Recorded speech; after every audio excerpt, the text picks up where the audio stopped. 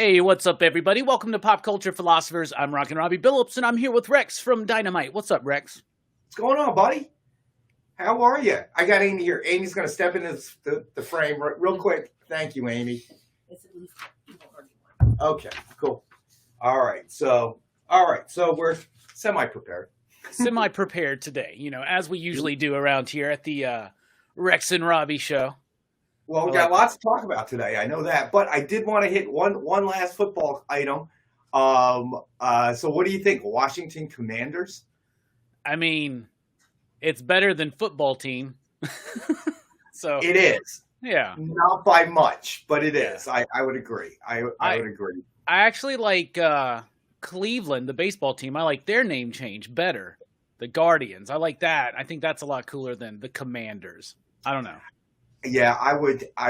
Yeah, it just that command. I don't know. It just. Well, you know what? They've got lots of problems right now. Yeah. I heard Dan Schneider got hammered again, and then Congress is having hearings on the whole debacle with that whole incident with Washington and the NFL. So I think Dan, I think soon we're going to see Dan get forced out. I think he's going to be forced to sell, which is probably the best thing that could ever happen to that franchise. Yeah, we probably definitely. I mean, I should say that their name is probably the least of their concerns right now. I think they're just happy they finally got something, got some new uniforms. I got to tell you, I went to school in Northern Virginia, the Washington D.C. metro area, and that was when Jack Kent Cooke and the Cook family owned the Washington Redskins, and there was a pride. I mean, RFK was sold out. Okay, every single game. They had a waiting list before they built the big FedEx complex. They had a waiting list that was 10 years long. Okay, all right. I mean, I was there when Joe Theismann, when Lawrence Taylor snapped his leg in two. I mean, all that stuff. And there was a pride to that. And being a Philadelphia Eagles fan during that era was very, very tough going to college because, I'm surrounded by all these Redskin fans, these Washington fans, and we were pretty stinky during that era, if you remember correctly. And the Washington Redskins were powerhouses in the NFC East. It was tough. And then to watch Dan Schneider take this once very proud franchise and just kind of just run it into the ground the way he has, it's just been. And it's not even the personal stuff, that is obviously going on. It's they're horrible. I mean, they've been horrible for years now. I mean, Dallas fans like to bust on Eagles fans. Eagles fans like to bust on Dallas fans. But I have to say that going to college in that area and watching a once proud football franchise that controlled our division pretty much, and to watch what it's turned into all these years, I mean, it's a clown car. It's sad. It really is. But it does, however, though, elevate mediocre Eagles and Cowboys teams. So it makes us look better. It does, because before the beginning of every season, we go, at least we won't be last. Yeah, absolutely. So everybody, we do the show over at the EXP, the Experience, on Monday nights. That's going to be at 6 p.m. Eastern time. Lots of great comics and collectibles. I'm there with Rex and John. That whole crew, we have a lot of fun. We got a great group of people that come in the chat. We have new people jump in, and we have great conversation, and there's great stuff available. Isn't that right, Rex? And we do. And as you can see, we've now upgraded our broadcast studios because I think I told the truth on Monday, right? Yeah, the fire marshal. He pretty much said, "Now, get the stuff out of the egress. Otherwise, if there's a fire, people get run over, and if I come back, it's still here. We're going to fine you thousands of dollars." Yeah. So that'll usually get you pretty motivated to clean stuff up. You know what I'm saying? Well, it looks good. It's very visually appealing. Well, you got the nice curtain. You got the all the books and the statues behind you and the table. It looks really cool. Well, part of the reason we were doing what we were doing was because the landlord to this business complex was doing a facelift to the outside of everything. At one point, literally, I would be at work, and there was like an open space where they banged the wall out to put the glass up. And I'm working open to the elements and stuff, and we're right by a major highway, so I can hear all the traffic coming through. It's like, it was crazy. So we ended up there, and then you know how things go. You don't move things. And then fire marshal came and said, "Nah, move it, move all this stuff. So I'm glad because this is something we wanted to do. We want to have a permanent place to shoot, so that's been nice. Yeah, I like the look of it too, and I like all the books and all the statues and the big boardroom table. It seems like we used to have lots of meetings in here. This was that we had a weekly staff meeting that would take place in here. This is the library, but obviously the pandemic changed all of that. So now we're all Zooming. So I get this as a broadcast studio all to myself. How great is that? That's freaking awesome. Super proud of you, Rex. You're moving up in the world. I'm telling you, dude. I actually moved. Actually, I didn't move anything. No, that's not true. I had one of the guys help me move this desk forward because we were too far back the first time. Yeah. So we moved the desk forward. Why we wouldn't move a camera that's this big forward? Don't ask me. It just seemed much more logical to move the big, heavy, conference room desk. Yeah, let's just move the desk, not the actual camera. I've done things like that. That would make way too much sense. Right? Everybody, I encourage you to comment in the video below right now because that enters you to win a contest. We'll announce the winner of that on Monday night show. And when we get to the drawing tonight, I'll have to get closer to show it. I actually may have Amy scan it and send it to you. But it is a Red Sonja 45th anniversary Kickstarter exclusive card. Found a handful of these in my desk. So they were only available through the crowdfunder, the Kickstarter crowdfunder for Red Sonja. But I managed to find one of the samples on my desk. So that's pretty much how I come up with my giveaways, believe it or not. Yeah. I'm like, oh, what's this? Oh, look at this promo card. Look at this signed card by Joe Jusko. This looks interesting. Talking about our levels of preparation here, I have not even set up the contest yet. So while I do that, why don't you tell us a little bit about Monday night show, Rex? All right. So Monday night, I don't even have a list for Monday night, but so basically we do 2 shows on the Experience on Monday and Wednesday nights. Robbie is kind enough to join us every Monday night from 6 to 8 Eastern on the Experience, and he'll throw the link up if it's not already down there. Essentially, it's not like your everyday claim show. We're not flashing comic after comic after comic, but we do have a lot of great deals that are available on our shows. We do CGC slab books, key issues, and our CGCs, unless it's something that is a vintage comic, Silver Age or something of that nature, or Bronze Age or even Golden Age, all of our CGCs will be a 9.6 or 9.8. I don't think we've ever brought anything lower than a 9.6. We have great signed comics by legendary creators like Frank Miller, John Romita Sr. I think Nick hasn't loosened that yet, but hoping to get a Stan Lee item up here, for one of the shows very soon. And then we do what we're now calling cover sketch art. Commission covered art, sketch cover art, because Remarks, I think you've seen the stuff that we do with Ken Hazer, right? Full color sketches on variant blank covers, which have slightly thicker stock, which allows the artist to be able to use color and things of that nature. So it's kind of separated itself from Remarks. Remark really is a line drawing headshot that you get while waiting for that creator at a con or whatever, waiting to get their autograph, and they're kind enough to just do a quick headshot for you of usually your favorite character or whatever they're best known for. But Ken Hazer and a bunch of other creators, Mariano Nicieza, they kind of take that to the next level, and it's become a real niche in the comic collecting hobby. It's developed its own little following, and really, they're one of a kind. I mean, it's kind of like original art and kind of like a Remark, but lies somewhere in the middle. So we always have those, and usually the prices get a little bit crazy. We do 2 types of claims: buy it nows and best offer at the end of the night takes it. And usually the prices are well off, what you would normally find at retail. So, and then the other part of the show is me, Robbie, John, sometimes Kyle or JD, our producer, jumps in, and we depend on our viewers. They give us that stuff to interact with, and we have a lot of fun. We talk about a lot of different things. Football is one of them. Spam, of course. Okay, spam is a big one. Sometimes even comic books. Even comic books may enter the conversation, the convo every now and again. But we always have a great time. We have a great group of loyal viewers that follow us, almost every week, and we appreciate them, and we appreciate new viewers too. you know. Absolutely. So hopefully something a little different. I like to think of it as 2 hours at your local LCS virtually with, you know, a couple of comic book collectors and hobbyists who talk about everything, you know, Yeah. comic books, football, the world of comics, the world as it is, spam, not the kind you get in your email, the kind that comes in a can. We're not actually sure that there's actual real meat in there. But there's so many things you can do with spam. Yes, and we've covered many of them already on that show. So I encourage everybody to comment below right now that enters you to win the contest. We'll announce that winner on Monday. And for those of you that participated in Monday's chat live with us during the 2-hour show, you're entered to win today's contest, and we will announce that here in a minute. But I did want to get into the topic of the week real quick here, Rex. This week marks the 30th anniversary of the founding of Image Comics, right?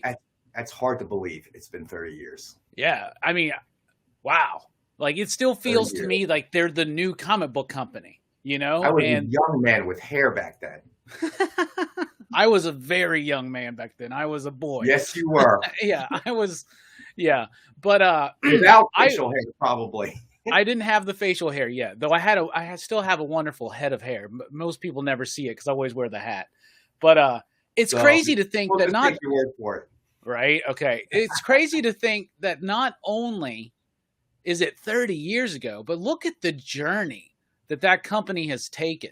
If you look at their first titles, and it was all that extreme founding fathers, Spawn, Youngblood, all that kind of stuff, and then they get in a little bit more darker material with like Pit and the Max, and then you get Witchblade and Fathom and Darkness, and the Top Cow era starts taking over Tomb Raider, and then all of a sudden Walking Dead hits, and then Walking Dead really hits, and they're starting to diversify. They got books like Fatale, East of West. They do nightly news, Pax Romana before that.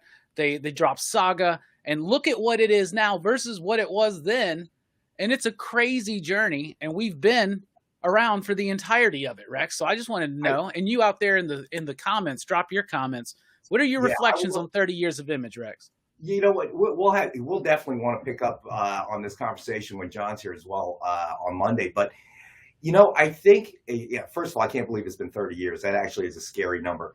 But if you look at that moment in time in the comic book world was a watershed moment, you know, and I think it's actually very relevant now that you bring it up, because I think we had touched on this last week about Marvel, you know, right now, because all of the creators and their heirs for, you know, obviously all their big name titles that they're obviously making $1 bajillion with, the creators that are still alive and their heirs have been sending a rescission of the copyright.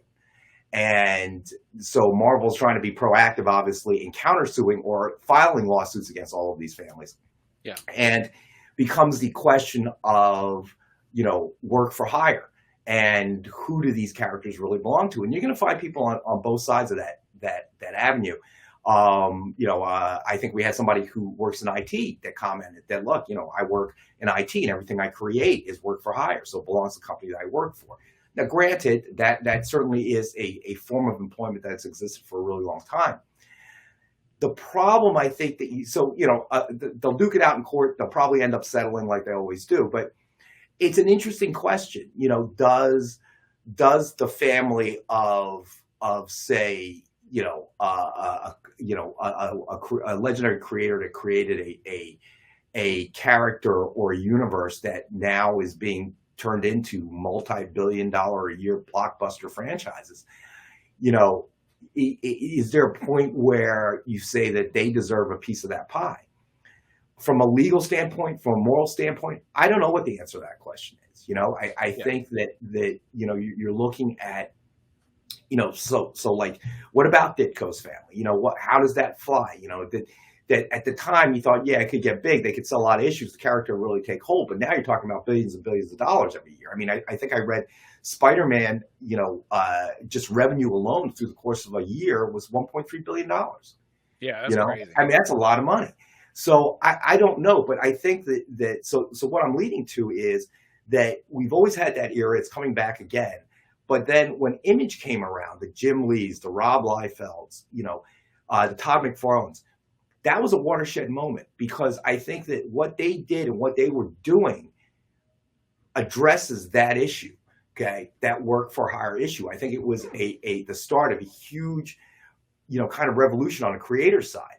And they said, you know what, this is crap. I'm creating the character. I've created the title. I come up with storyline. I'm doing the art. And yet, because you pay me a paycheck, this all now belongs to you. So what they did was these guys said to themselves, no, I'm going to leave the traditional publishers of Marvel and DC, and I'm going to go create my own publishing company. And I think it was interesting how they did it was at that time, Jim Lee and Todd McFarlane and Rob Liefeld, and every creator worked out of their own studio. Although they all published under the Image title, they worked out of their own studios. They had their own, obviously, creative freedom to develop whatever they wanted. And so it was kind of loosely like a republic, okay?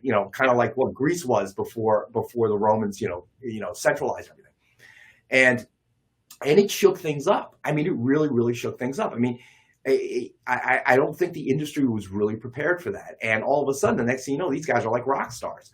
I mean, who mentioned it? Maybe you mentioned it, or maybe it was Alec. I don't remember. But Rob Liefeld was doing, Blue Jean commercials. Okay, I mean, it was getting crazy. These guys. He was on Lifestyles of the Rich and the Famous. Yes, you still watch it on YouTube.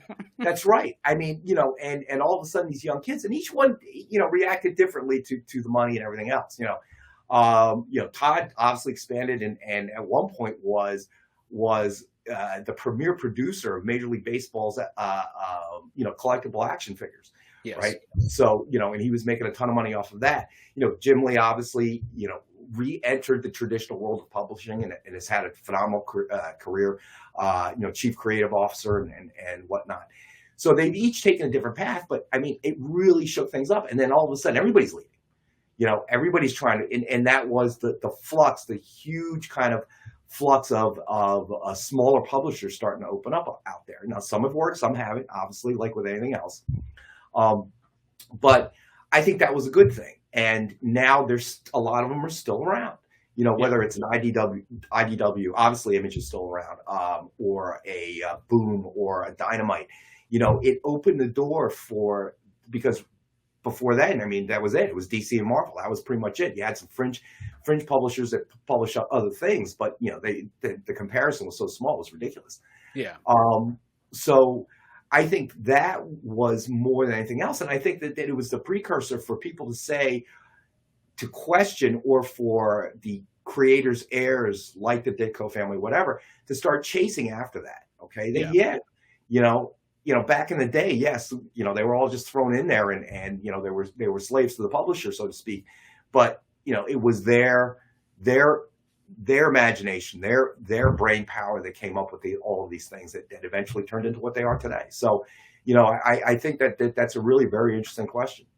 Yeah, it was a big moment, especially for the idea of like, what's selling these comics, right? Like, obviously Spider-Man in and of itself is a huge brand. What? Yeah. But what Todd McFarlane brought to that was a pretty big deal. People responded to that. So then you have, it's honestly what makes it work is that magic moment when you have the right creator on the right property and it just clicks and it hits, right?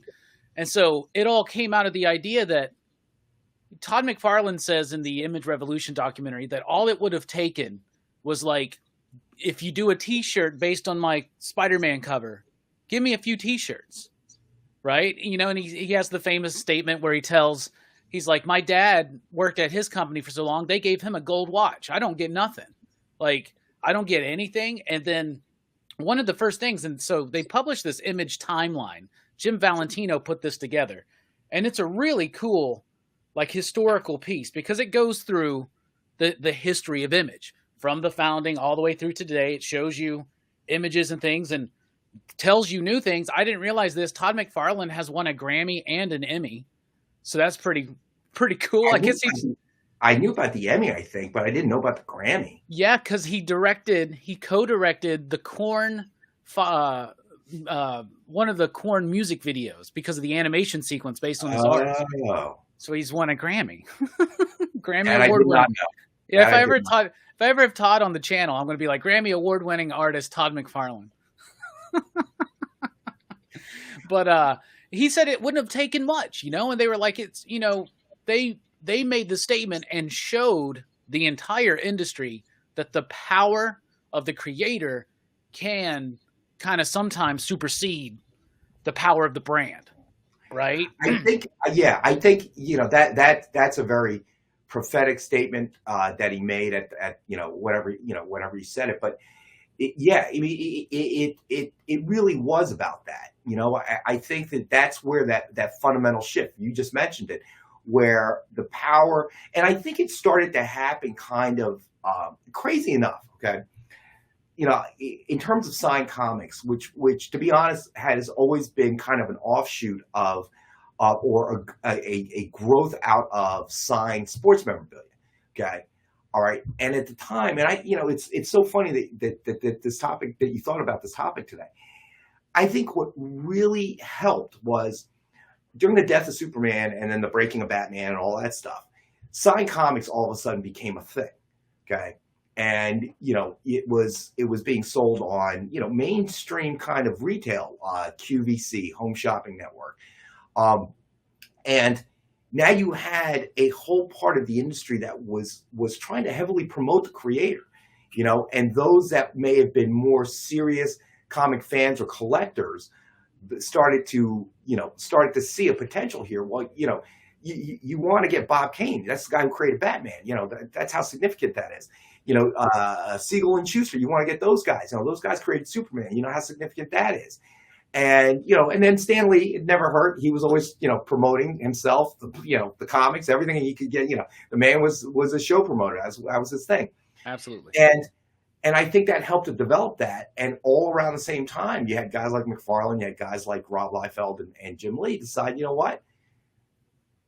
We believe that it's our art, okay, that's bringing the fans in. It's our creations that are bringing the fans in, okay?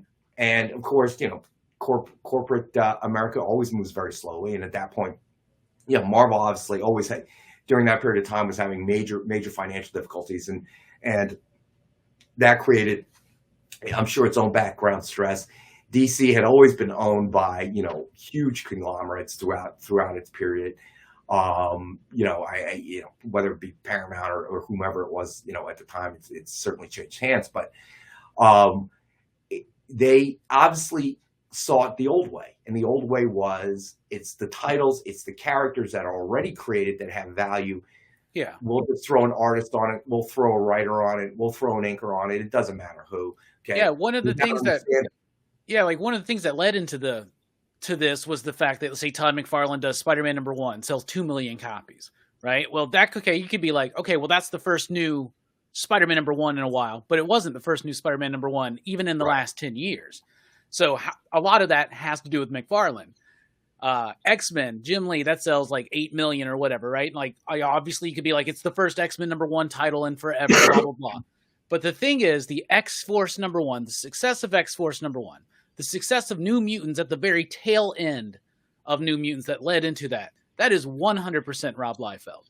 You know what I'm saying? Like, why does that comic sell so much? Obviously, it was kind of bumped up a little bit because they each had their own different trading card inside of them.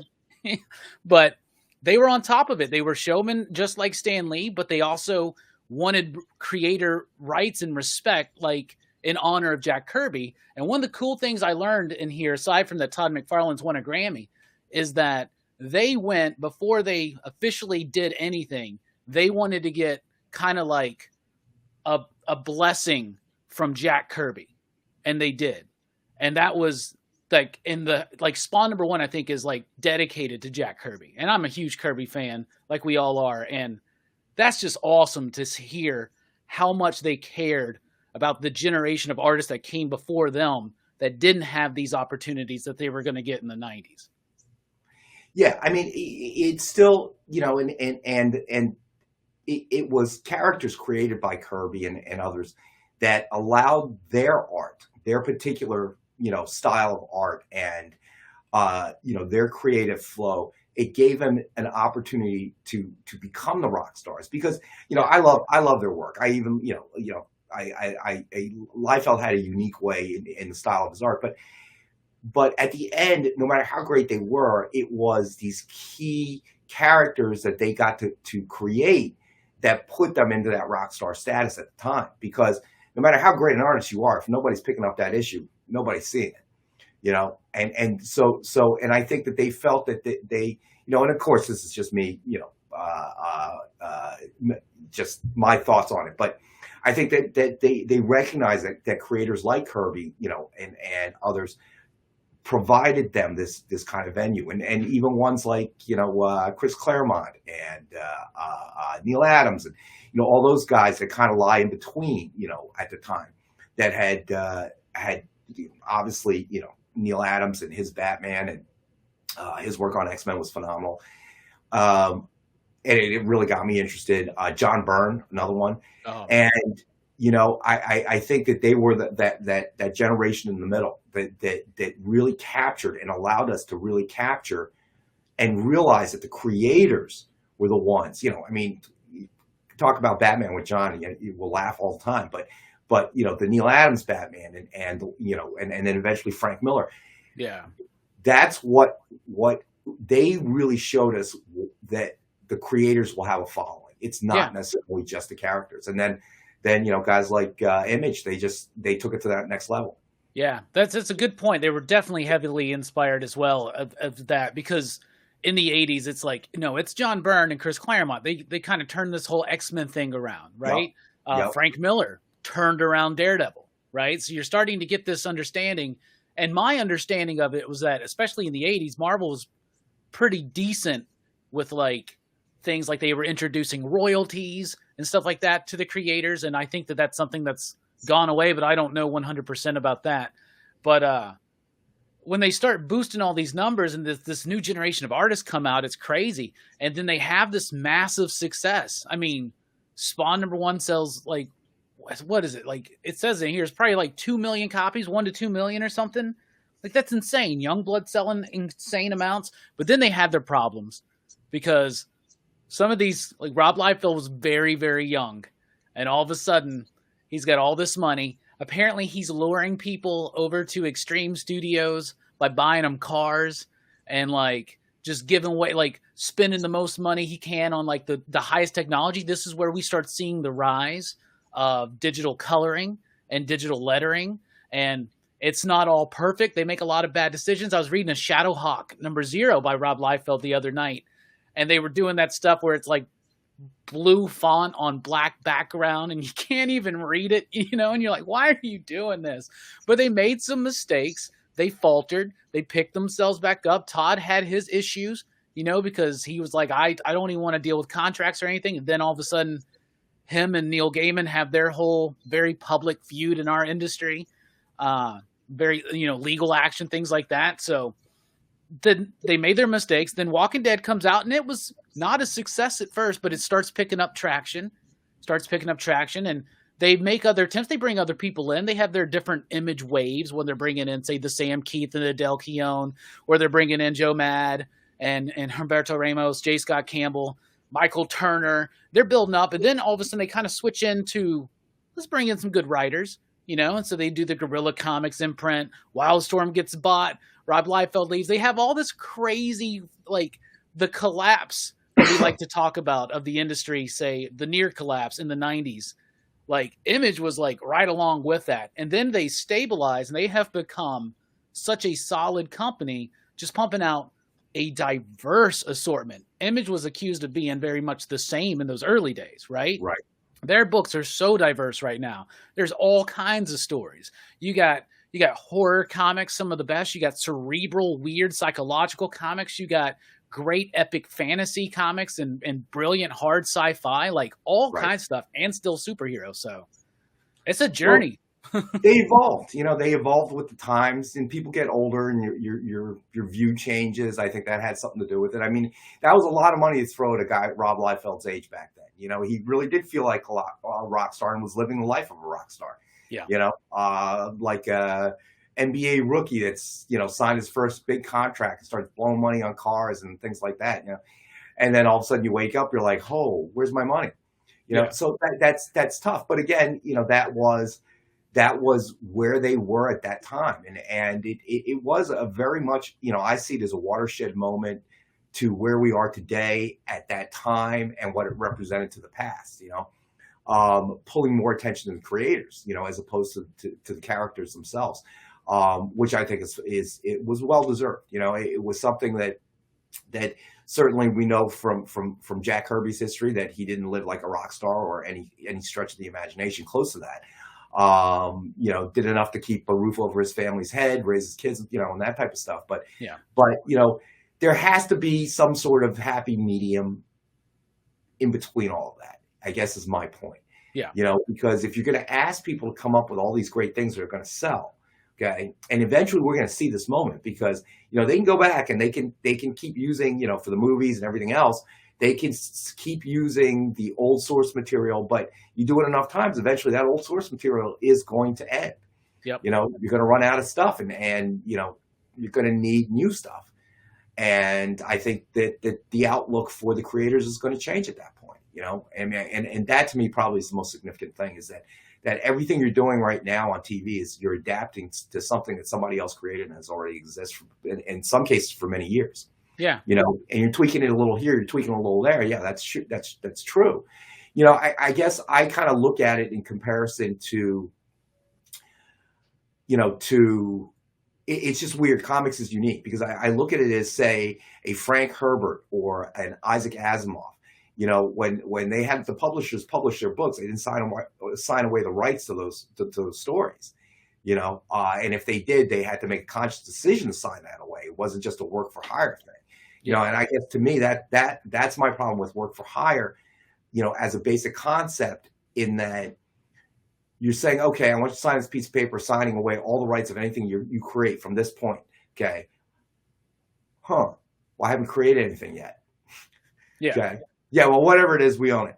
Oh, and this is something that's done, and it's not just, comics and publishing. Like they do this like scientists, right? Like if you work for a certain company or corporation, anything that you, like any of your discoveries, anything that you further in your field is owned by them. That we hear about that all the time, right? But I have a problem with that because everybody uses that as an apples to apples comparison. And I don't think that's apples to apples.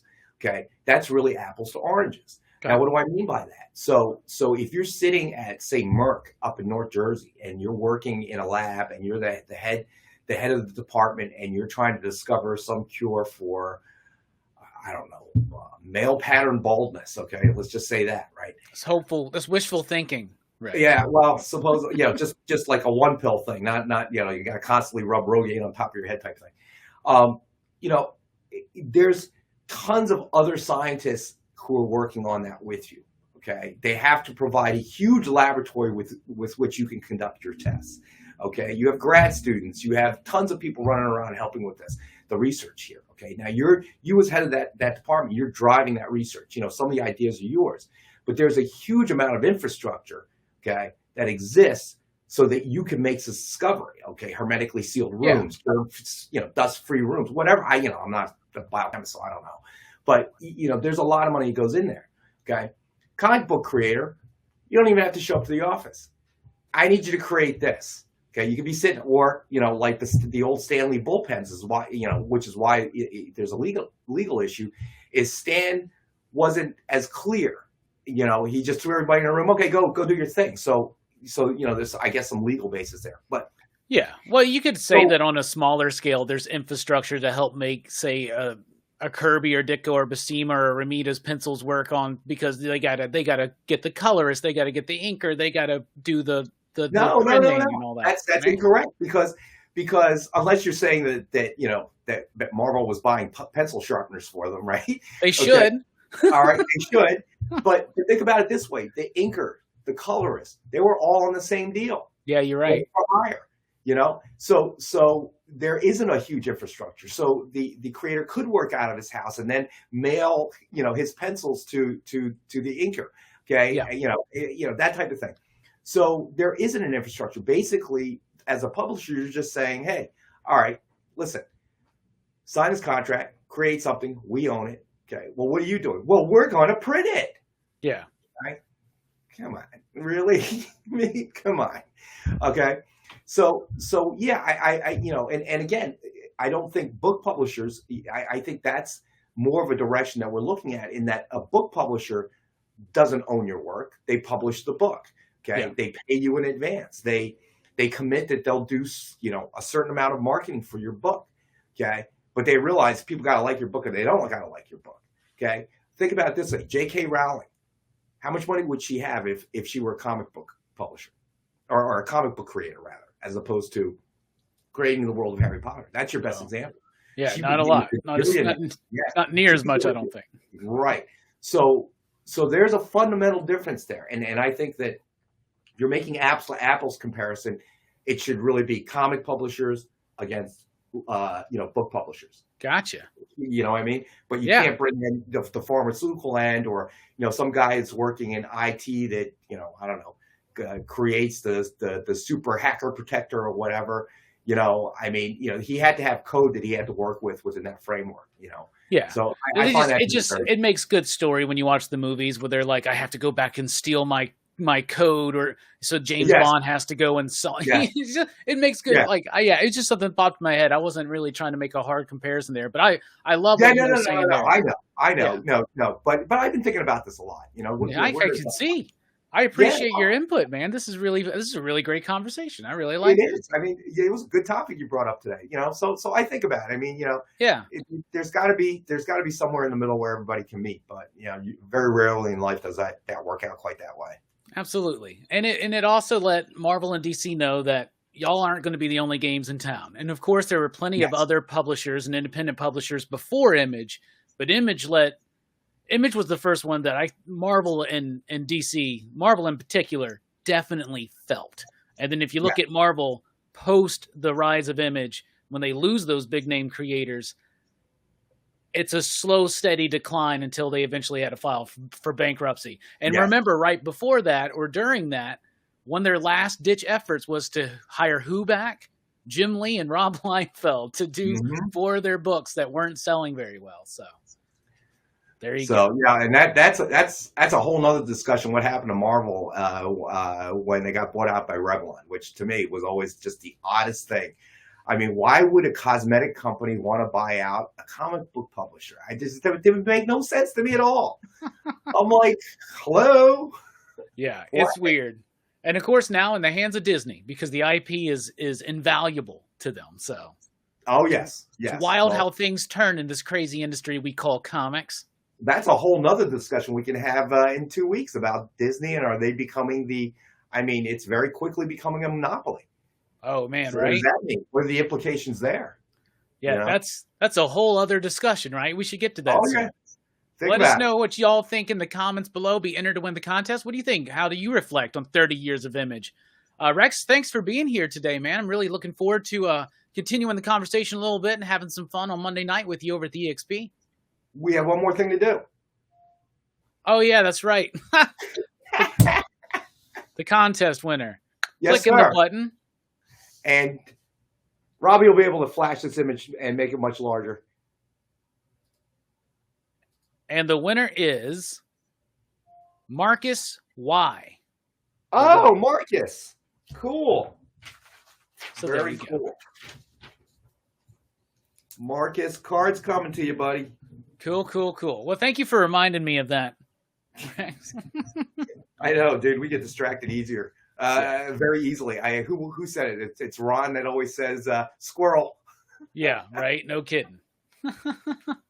All right, man. Well, we'll see you on Monday night, everybody, at 6 p.m. Central Time over at the Experience. There is a link in the description below. Rex, thanks again, buddy. Always a pleasure. Have a great weekend, buddy. You too, man. Station.